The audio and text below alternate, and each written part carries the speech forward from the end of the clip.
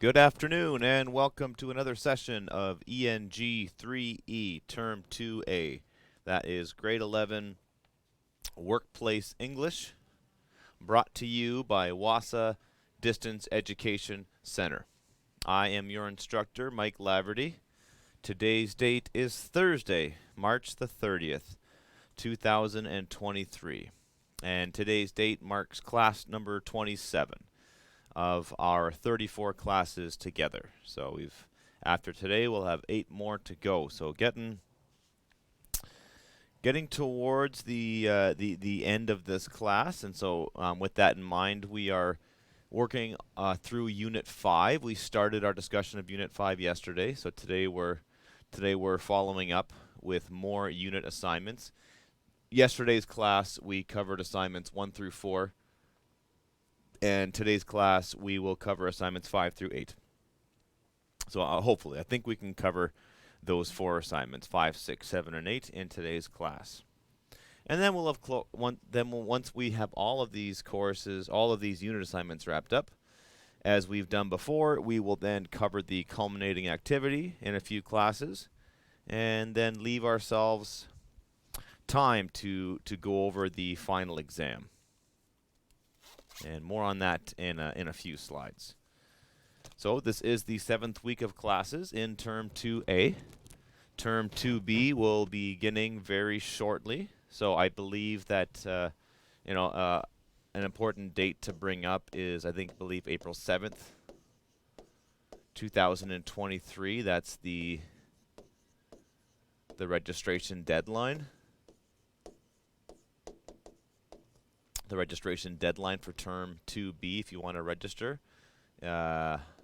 is, I believe, April 7th. So I would start thinking about that now. So there's 3 weeks of classes left, and graduation day is June 15th. So a very important date to keep in mind. I believe it's the most important date for you to keep in mind as a student with WASA Distance Education Center. You've got to realize that after that date, then we can accept your assignments. They have to be completed before that date, and all of the work that you do in one school year goes towards credits, and it can't be transferred over to another year. So, I have a lot of students who have submitted maybe a quarter or even upwards of a half of their chorus work in this course, and it would be, it would be unfortunate if they had to start that all over again and couldn't complete it. But there's over 2 months to go. You do have the time, but you have to be aware of that deadline. All right, so units 1, 2, 3, and 4 have been taken care of. This is week 7, so we spent, we started this. We started our discussion yesterday in week 7, right? So, and we'll need a little bit of week 8, and then we'll talk about the final exam in weeks 8 and 9. And so it's not 2 weeks of just going over the final exam. We're gonna revisit each of the units, and I'll do my best to just see if there's any assignments that we may have not given enough time to. But when we do the final exam review, I will give you examples of questions that you're going to see on the final exam. I won't, of course, show you the questions, but I'll do my best to make sure that you don't get any surprises when you submit that, or when you receive your final exam. So we'll do final exam. We'll do final exam, and we will do a comprehensive review of the whole course. So going over all the big ideas of this course to fully prepare you for that final exam. Okay, so ENG3E broadcasts every Monday, Tuesday, Wednesday, and Thursday from 1 p.m. to 1:55 p.m. Central Standard Time. You can phone into the studio at 1-807-737-4017, or you can phone the toll-free number at 1-800-465-7144. So thanks for tuning in if you're listening on 91.9 FM or Bell ExpressVu channel 972. Also look into joining us on Zoom. So go to zoom.us, request to join a meeting, and then it should prompt you for our meeting ID, which is 417-6699-799. So I believe that's a 1, 2, 3, 4, 5, 6, 7. Yeah, 10-digit number. 417-6699-799. That's the unique Zoom meeting ID. Of course, all of my classes get uploaded to my YouTube channel, so check me out on YouTube. Just type in Laverty Wassa. If you just type in the word Wassa, Wassa, I sound like I'm from Chicago or something there.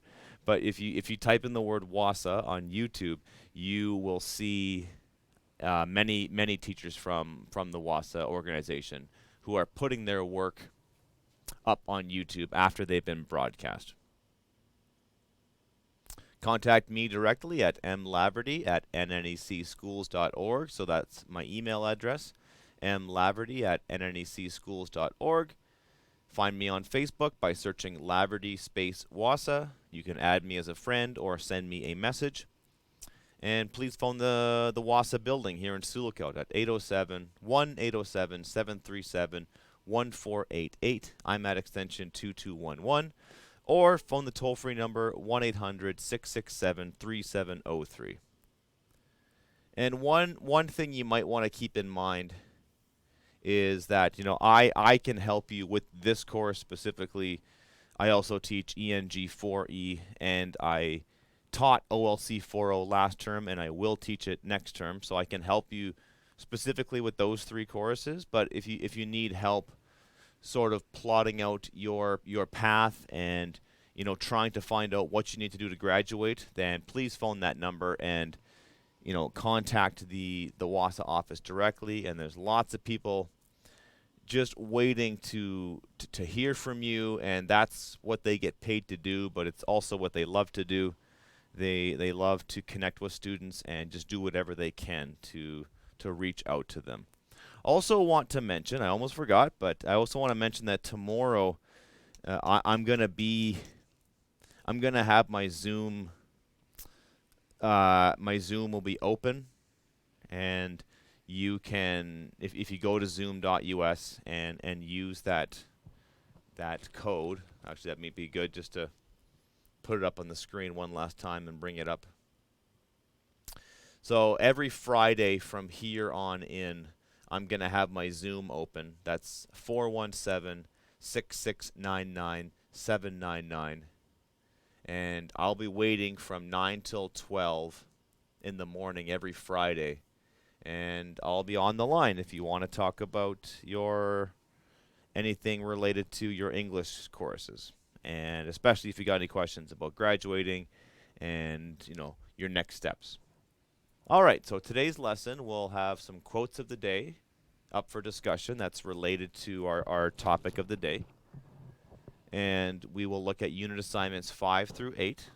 So the quotes of the day, I chose to do some quotes about mentoring, because that's one of the unit assignments has to do with being a mentor, and that's unit assignment 5, and we'll look at unit assignments 5, 6, 7, and 8.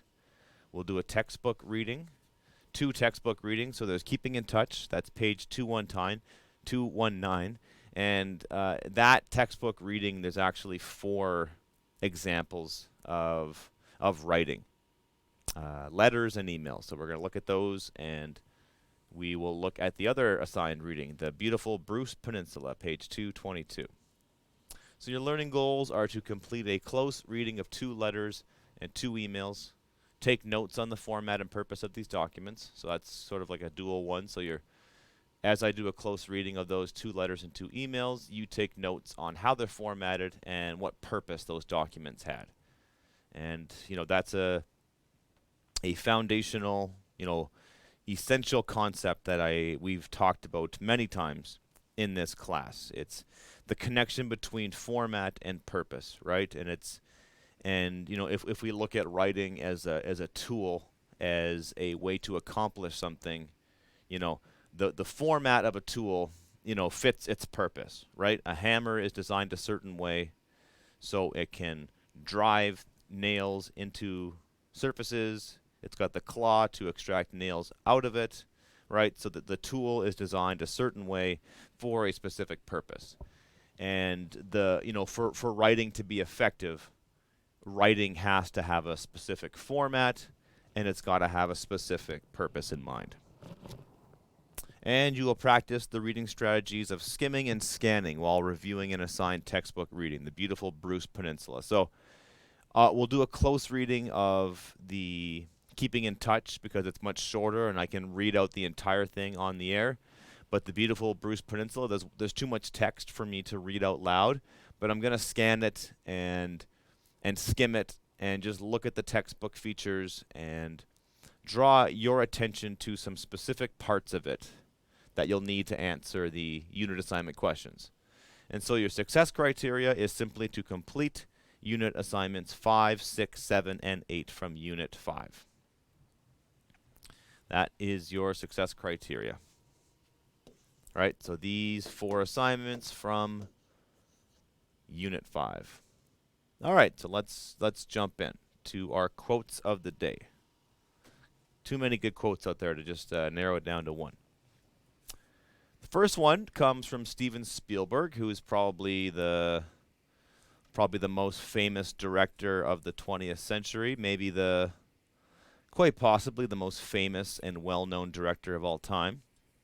And he said this: "The delicate balance of mentoring someone is not creating them in your own image, but giving them the opportunity to create themselves." And so this is, teachers are mentors, but mentors don't have to be like a formal student-teacher relationship. Often a mentor is just anybody you know in your life who can teach you something and to give you a model to follow. And I think that's what Steven Spielberg is speaking to here. And, I think that it goes both ways. A good teacher and a good mentor has to make sure that they're not just trying to turn someone else into who they are. They're not just trying to mold them in their own image. They're not just trying to, force them down the path that they went down. And the same thing goes for the mentee or the student, right? It's great to have heroes, and it's great to have people that you look up to and that can guide you and teach you. But again, you don't want to emulate them completely.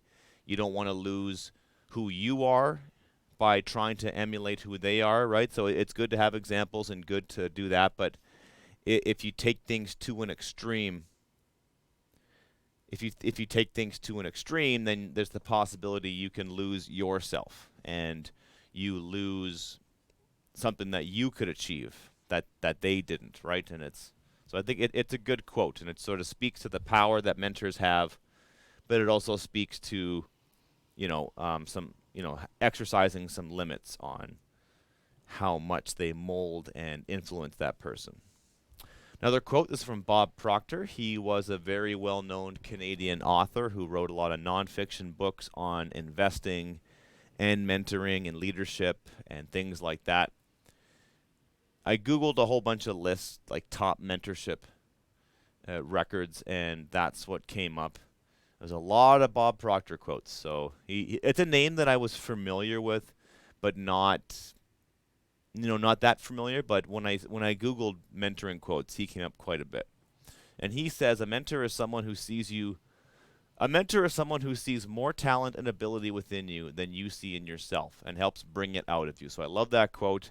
I think it applies to teaching and very well, and I can relate to my own experiences. I've had many teachers in my life and many mentors who saw things in me that I didn't see and forced me to have a better image of myself and forced me to be more confident in my own abilities and not listen to the limiting voices in my head. So I hope that I have that impact on other people. I would really hope that I do, and it's something that I strive to do. And one great example is student writing. So and just hearing people just make fun of their own writing and just saying I can't write, I can't read, I've been out of school for so long, and then I finally read their writing, and it's just really gratifying for me to be like, oh no, you've got skill, you've got things to say, and and I never say that without being genuine. I would never tell a student, I enjoyed your writing, this is good writing, unless it really was.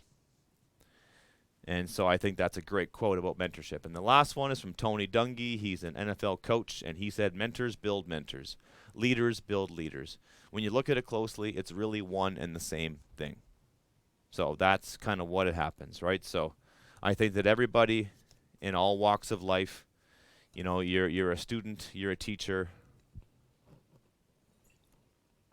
and I think at any, you can teach people things, but you yourself can be taught. And good mentors create mentors, right? So you create that desire to reach out and help other people. All right, so which leads us into our discussion on question 5. A mentor is a person who helps or assists another person or people in any way and is a source of encouragement, guidance, and support. Do you see yourself as playing a role of mentor in your own family and or community? Comment on this statement in 3 or 4 sentences. So really, you're just writing a paragraph, right? So it doesn't have to be in a paragraph format, but it's going to be 3 or 4 consecutive sentences, so it will basically be a paragraph. So so you can just write on that subject of mentorship, right? And I think you can look at it this way. You could say like yes, and then you describe your role. So yes, I do see myself as a mentor in the community. You can describe your role. Describe your role as a mentor.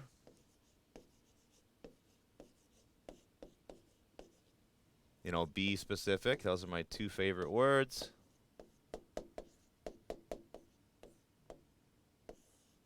So option 1, you say yes, and then describe your role as a mentor, and so be specific. So myself personally, aside from my role as a teacher, which I think enables me and gives me lots of opportunities to be a mentor, I am also the proud father of two amazing young boys. My wife and I are extremely proud of those boys, and we love them completely. And I am very proud of my accomplishments and her accomplishments to mentor these 2 soon-to-be young men. I know I'm not saying I'm perfect, and there's lots of things I wish I can go back and change. But all things considered, I'm pretty proud of that. And one really specific way that I would talk about if I was answering this question is my role as a hockey coach, and more specifically, my role as a goalie coach. So I get a lot of satisfaction about volunteering my time as a goalie coach and spending time at the rink and with young goalies anywhere from 6, 7 to 15, 16, so anywhere in that range, and I love that experience. And they get to see me with my equipment on, and we trade stories, and I try to teach them that way, right? So if I was doing this, I would talk about that specific element. So and I think that's just really good advice for a lot of these unit assignments. If it's only asking for 1 to 4 sentences, you don't need to talk about everything you do, everything you've done to help people as a mentor. If indeed you answer yes to that question, just find one specific area that you can talk about, and I could certainly write 3 or 4 sentences on just that, just me being a goalie coach.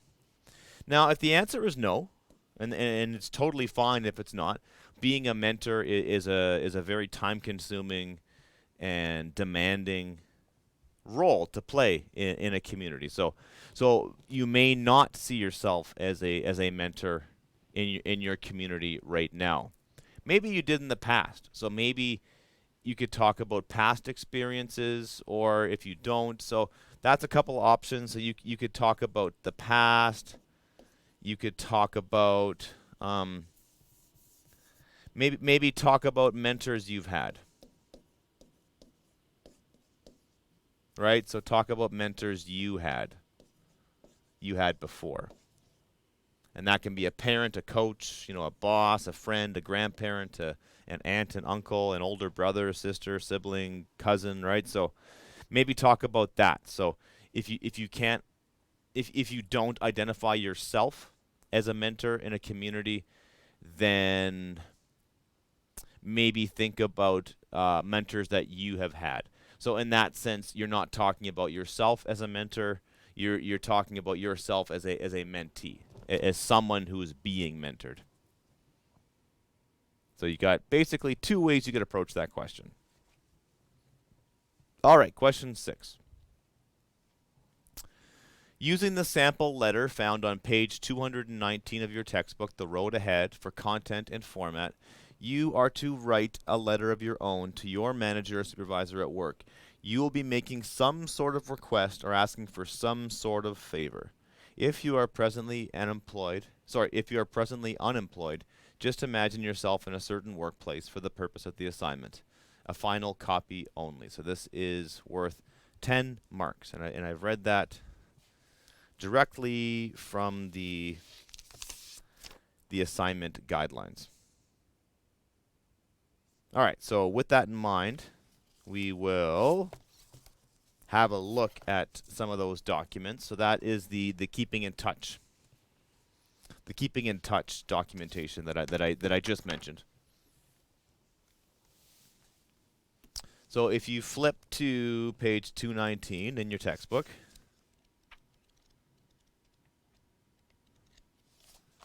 you'll see a letter.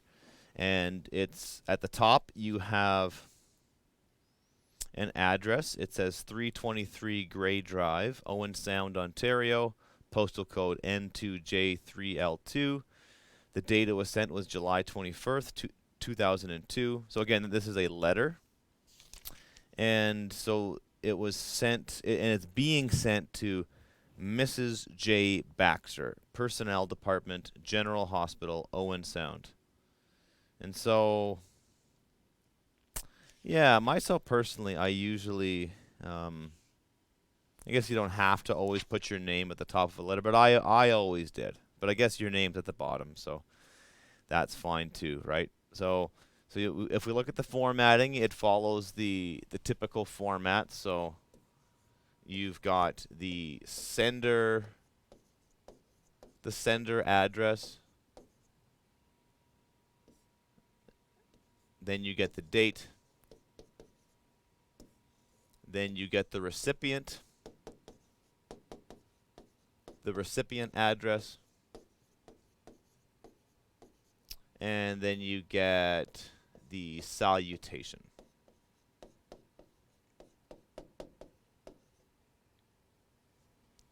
And I will note that if you look on the screen, and if you're just listening on the radio, I'll explain this. But both of these letters have salutations that read "Dear Mrs. Baxter," like M.R.S.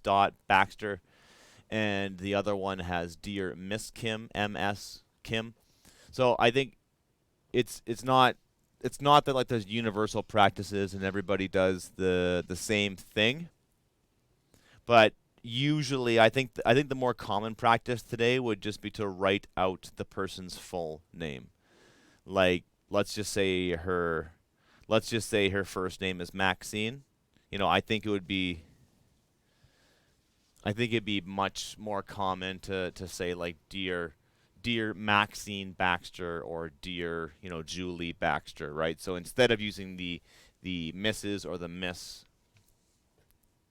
And so the letter reads, "As a custodian employed full-time at the hospital, I would like to reduce my hours beginning September 8th, 2002. I would like to change my status to part-time and only work weekends at the hospital. I am requesting this change because I have decided to continue my education by enrolling full-time in a business program in college." That's the first paragraph.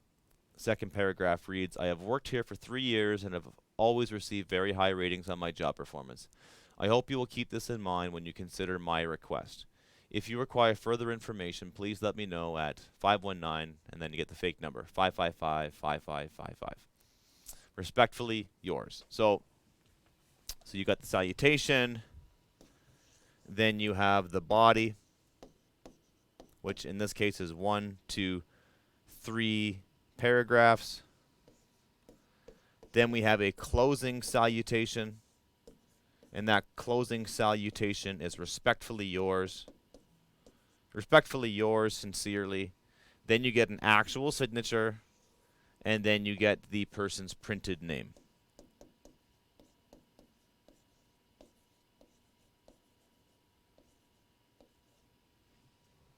Okay, so and this kind of documentation is, even in the age we live in, where a lot of communication is done through email, people still send letters, and especially in a human resources job capacity, you know, it's very important to send letters like this, and it's good to have things like this documented, right? You could have a conversation with your boss about a request like this, right? You could do something like that. So, you could do that, but it's better to have it documented and have it on file so the communication goes beyond just you and your boss. So, and that's a really important concept to remember, because this is a workplace preparation chorus, and the idea of documentation is really important, right? So if you don't get your way or something happens at work, if it's an incident, right? It's good to have things documented. And when things are documented, they go beyond you, and they maybe they go beyond the people who were involved, right? So if you have a disagreement with your boss and they're saying something and you're saying something and nobody can really figure out who said what, then you can say, "Look, I sent this letter. I sent this letter on this date," and then in this case, Helen Kim gets a response back on July 28th. So a week later, Helen Kim, the person who received the first letter, sends the employee a letter that reads, "Your request for a change to part-time status beginning September 8th, 2002 has been approved. Since you are such a valuable employee, we would like to keep you on staff and allow you to work weekends. If you have any questions, please feel free to contact me at my extension 100. Sincerely, June Baxter." June, and then it's got her. Sincerely, June Baxter, and it's got the /LM, which just means letter is mailed. It's just a kind of an old-fashioned correspondence term, but it's useful to understand what they mean. And that's good. So that would be documented, right? So the personnel department would document that. The employer could document that and hold on to that. And that could even be something they bring up. That could even be something they bring up in a job interview, right? Like I was asked for, I made a request to be transferred out, and that request got put through. And then we have 2 emails, starting both listed on page 221. So it's 2K from H. Kim, subject future plans. Hi, Aunt K. What's new? How's Uncle Jim? Well, it's official. The hospital accepted my request to work part-time. I can't believe I'll be going to college in the fall. When I graduated from high school, I said I'd never go back to school. But I have a new dream now, to open my own cleaning business, and I'm going to do it. Losing my regular paycheck will be hard, as will paying tuition. Yikes. Exclamation point, exclamation point, exclamation point. Anyway, I'm ready for a change. Take care, Helen. Right? So this is a much different, this is an email, and although emails and letters have similarities in the way that they're formatted, it's the tone of this is much more playful and not serious, and it's a conversation between a niece and an aunt, right? So it's 2 people in the same family, so it's not as formal. And the purpose is just to let her know the news, right? It doesn't have a formal purpose in mind. It's an informal purpose, whereas sending your boss a letter has a very formal purpose with a very formal expectation. I think that this woman is probably just expecting to hear back from her aunt, and she does. Her email back says, "Hi, Helen. Great to hear from you. Your Uncle Jim and I are well and planning our first big vacation. You're never too old to fulfill your dreams, and we are finally getting away to Acapulco. We can't wait. We've been trying to save up for the years to do this, but there were always things around the house to be taken care of. I'm so glad you're going to work on a business diploma. You won't regret it. Soon you'll be your own boss. How wonderful. I think it's great that you worked for a while and can now go to college as a mature student. I'm sure you'll love it. Love to your parents, Aunt Kay." Right? So those are the examples. You know, similar in nature to the letters, but of course there's some key distinctions in how they're laid out and what makes them truly different. So question 6 reads, using the sample letter found on page 219 of your textbook, The Road Ahead, for content and format, you are to write a letter of your own to your manager or supervisor at work. You'll be making some sort of request or asking for some sort of favor. If you are presently unemployed, just imagine yourself in a certain workplace for the purpose of the assignment. A final copy only, right? So with that in mind, you could do a bit of a little bit of pre-planning. So that is, assignment number 6.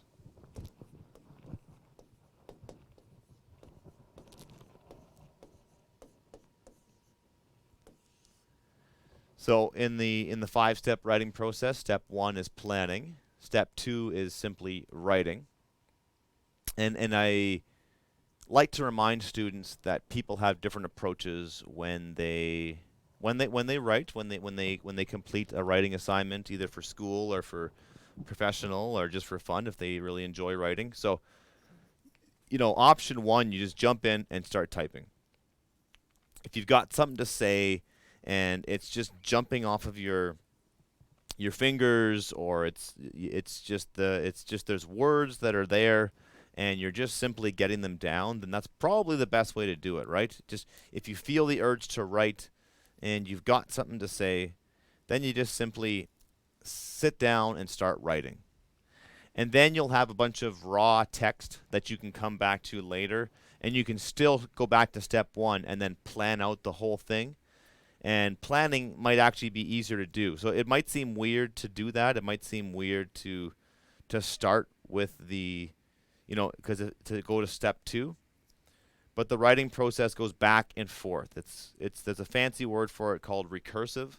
And recursive just means things reoccur, right? So it's not like you do step 1, then step 2, and you're done with step 2, and then you go to step 3.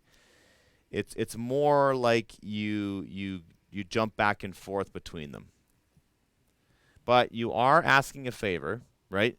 So you have to make a request or ask a favor. So if we're doing it this way, if we're going step 1, planning, then we have to,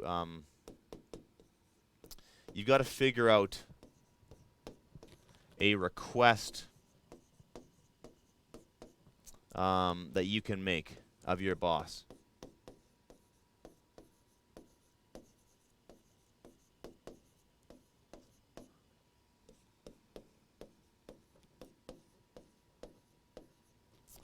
And then you could also plan it out. So I think when you write your request, when you write your letter, you're gonna follow the formatting that we just looked at. So you're gonna start off with your information, like who is sending the letter. So your contact information, you're gonna put the date you're sending the letter. Then you're gonna put the recipient's contact information, then put a salutation, dear Mike Wallace, and then you are going to have the body of your letter. And I would suggest following you could follow the format they have on page 219, which is really, it's 3 paragraphs. So paragraph 1, paragraph 2. So, the formatting is the easy part, I think, when it comes to something like this. And the content is where you have to do a bit of thinking to make this happen. So, but you got to figure out a request that you can make of your boss. So something that you can ask for. And so examples of that might include a raise. You could ask for different hours. You could make a request for, like a time off request. What else could you ask for? You could ask for, relocation. Relocation if there's like multiple sites or, a different role in the company.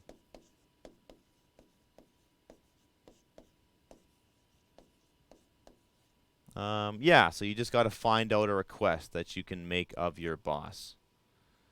And so paragraph 1 is going to be where you introduce the request.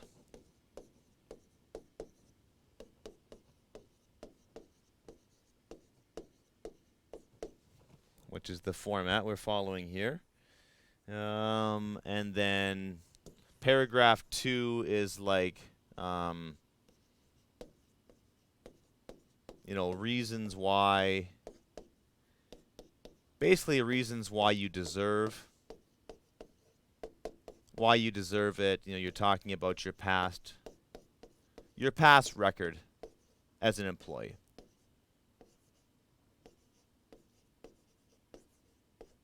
So that's really what you're doing there. It's like paragraph 1 is like you introduce the request, be specific. Be specific, right? Use dates and all that. Whoops. And paragraph 2 is you kind of back up why you deserve it, your past record as an employee. Just give reasons why you should get what you want. And then paragraph 3 is like a call to action.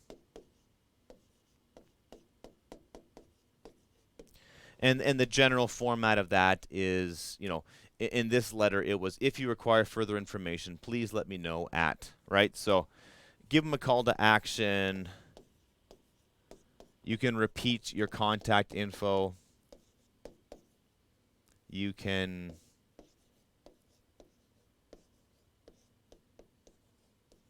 could provide a suggested deadline for them to get back to you if you think it's appropriate. You don't necessarily want to force your employer into, because it's not your role to demand that they do stuff on certain schedules, right? It is if it's like you getting a raise or a performance appraisal and they haven't done it, then of course you can fight for your rights as a worker and all that. But in this situation, if you're asking for a favor, if you're asking for something that's sort of like beyond what the employer should give to you anyways, because that's really what this is. You're making a request, and like in the example from the textbook, the personnel manager doesn't have to grant the request. They're well within their rights to turn it down. They could say, no, you can't, right? You signed up for the job, and we need you to work full time. And if you can't work full time, then sorry, you can't work here anymore, which is a very real possibility, right? So you're making a request of them that they can or can't turn down, right? So you might want to give them a friendly reminder on, when you expect to hear back, if you think that's necessary. If that person's got a habit of not getting back to you right away, or right, so you would need to have a reason to give them that deadline. All right, so that's question 6. All right, question 7 is based off of the next textbook reading we have, and that is the beautiful Bruce Peninsula. And the textbook reads, the Upper Bruce Peninsula has an 800-kilometer shoreline, has 800 kilometers of shoreline on Georgian Bay and Lake Huron, and is a fascinating place to work or visit. This publication was written to give tourists information about what to see and do in the Upper Bruce Peninsula. Communities often create attractive travel brochures to encourage tourism and visitors to their area.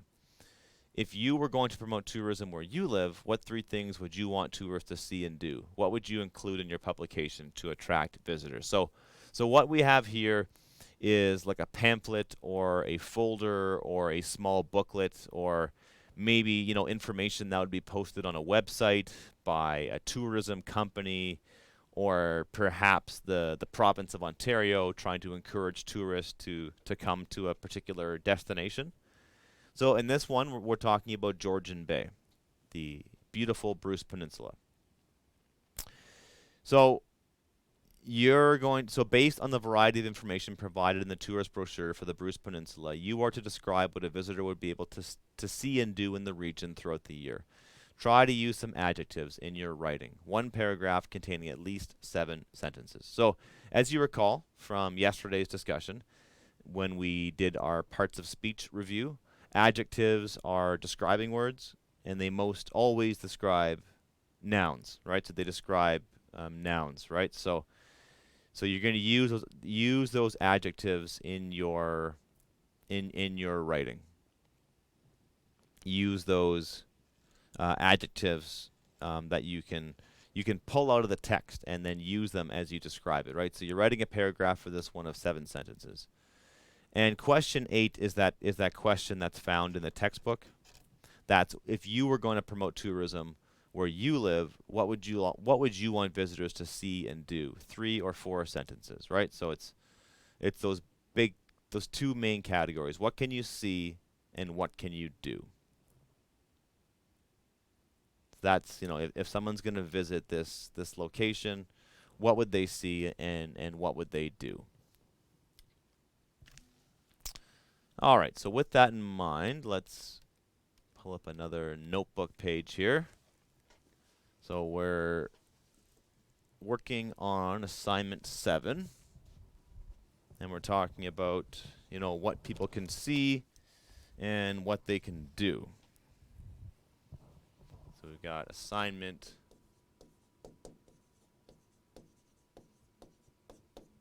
7. And we're going to take some rough notes here. And so we're going to do, actually, first we'll do maybe we'll just take stock of everything that is included, right? So let's talk about the documents. And so when I do this, I like to use this image of the binder for those of you who can see the screen. And what I'm doing is I'm just trying to document how I would approach this and just give you some real examples of how I would do this if I was the one completing the assignment. So, we're going to have a list of documents that we can refer to. So on page 222, we have 2 maps. We have 2 maps of the region. And the title reads The Beautiful Bruce Peninsula, Ontario's Natural Retreat. So we have 2 maps. One is Tobermory, Ontario, so the town of Tobermory. And then we have a larger map of the region. And I'm just, there we go. So there's Tobermory. And there's like a very small section of it. So we have the 2 maps. On page 223, you have a stroll around Little Tub Harbor.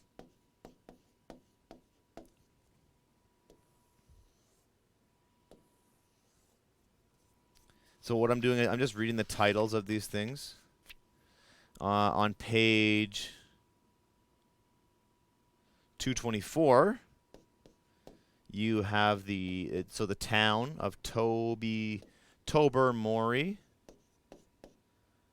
That's their event calendar. And then on page 225, we have their winter activities. So it depends, like all visits to another place, all visits to a trip on your vacation. You have to know what's going to happen at certain times of the year. So then on 226, we have diving and shipwrecks. So that's probably the most interesting activity, at least from my point of view. If it was me and my family going to check out the beautiful Bruce Peninsula, I think that we'd be going for some dives and checking out those shipwrecks. So with that being said, we have 1, 2, 3, 4, 5, 6 places, 6 different documents that you're going to be consulting to let people know what they can see and what they can do in the Bruce Peninsula. Now, the maps aren't really terribly helpful in letting us know, about what to do and what to see, but it kind of gives you a little bit of context. And then you might want to just, I'm not even reading any of this. I'm just skimming and scanning titles and just planning out some information I could extract from each one. So a stroll around Little Tub Harbor. I'll read a bit of it. It reads out, take a stroll around Little Tub Harbor and learn about the history of the settlement. The historical walking tour begins at plaque number 1 on Ontario Northland's ferry dock on the north side of the harbor. A brick pathway starts at the head of the harbor and ends at the Lee Brothers Fisheries, right? So you've got a full description here of something somebody could do. So you could just summarize that. Summarize the trip in a sentence, right? That's going to give you one sentence right there. If we go to the second document, the Tobermory events calendar, there's many events from January to December. So maybe, maybe list 3 to 4 events in the year. One idea, you could do 1 per season. I don't know. That's an option, right? 1 per season. So give me a winter event, give me a summer event, give me a fall event, give me a spring event, right? That's just one thing you could think about doing. The winter activities, again, you are simply providing a summary, 1 sentence or 2. The diving and the shipwrecks, right? Same thing goes there, right? So you're just provide a summary of that. And the bike routes, same idea. Just summarize that into 1 or 2 sentences. Just pick up a couple of key details and then just write it from there, right? So your assignment, again, is based on the variety of information provided in the tourist brochure for the Bruce Peninsula. You are to describe what a visitor would be able to see and do in the region throughout the year. Try to use some adjectives in your writing, right? So yeah, so don't forget that. You need the adjectives, right? So let's see. We got to talk about,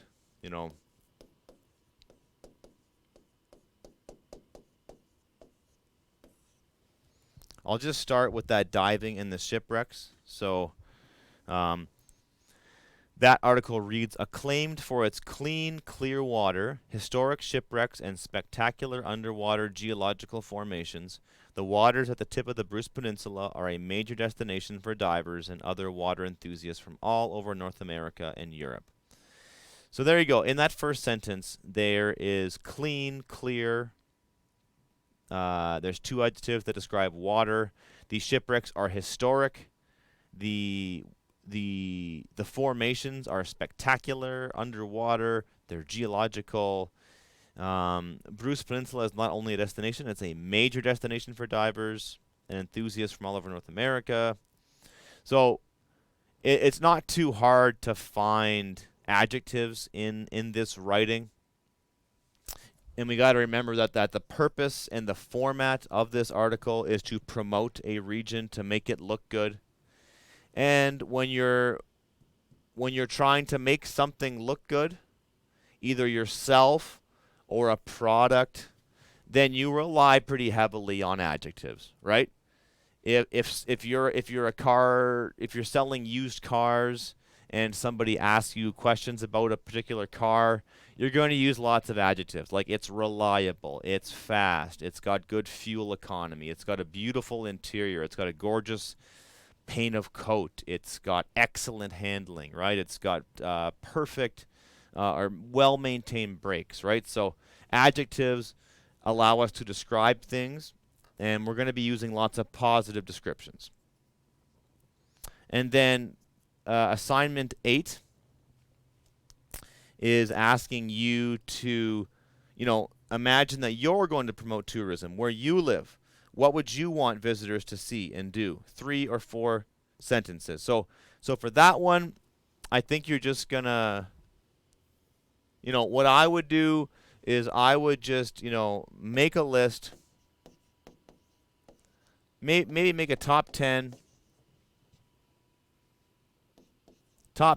or top 5 things to see or do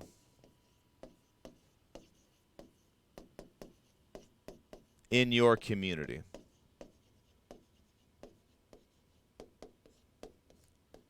And then maybe, imagine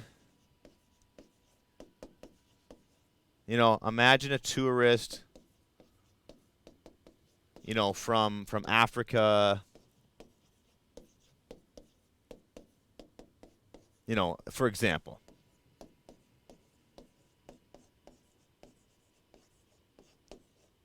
So, if I'm talking about Sioux Lookout, I'm not going to think about somebody from Dryden coming to Sioux Lookout, right? That's going to be really hard for me to write because there's a lot of stuff you can do in Dryden that you can do in Sioux, right? And if you're from Bearskin Lake, don't picture somebody from, you could if that helps, but I think you should picture someone coming from halfway across the world, someone from Australia, somebody from Africa. They've never seen eagles, they've never seen moose, they've never seen bald eagles. They've never been on a lake, a freshwater lake before, right? They've never seen a trap line, never heard indigenous drumming. They've never heard these things, right? So you can think about the specific things in your community. Think about the land. Think about the geography. And then you can also think about places in the community that you could show them. But think about the land, what someone could see, what they could do. Like maybe the Northern Lights, for example, right? Especially if someone's from a tropical region and they have only heard about the beautiful Northern Lights, that could be something they could see or do in your community. Or is there a person in your community that they could meet that's like an awesome person to meet or see, right? So my advice for you for unit assignment 8 is to really try to envision someone who is very unfamiliar with your part of the world, and they've never seen, so what is unique to your community, but also think like what's unique to your region, what's unique to Northern Ontario that you would be excited to show somebody, and you would be, wanting people to see and do. So that brings us to the end of today's discussion. Thank you for tuning in, and we will pick up our discussion of Unit 5 next week.